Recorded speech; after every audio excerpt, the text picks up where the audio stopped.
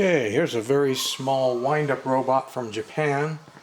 TPS, the 3 fingers logo. Like so. Sparkling, walking, mechanical.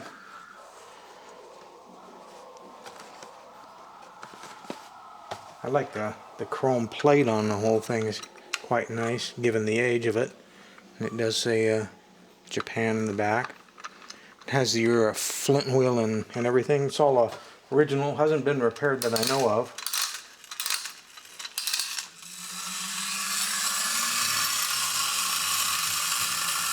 Still sparks, still walks.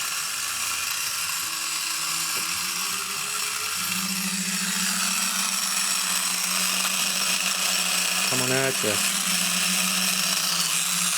Rather than wear the flint out, I'll hold it upside down and let it unwind. That way the flint falls away from the wheel that's grinding away at it. Don't want to put it back on the shelf all wound up. Pretty good runtime actually. And it's coming to a stop. There we have it. Walking robot, mechanical, sparkling.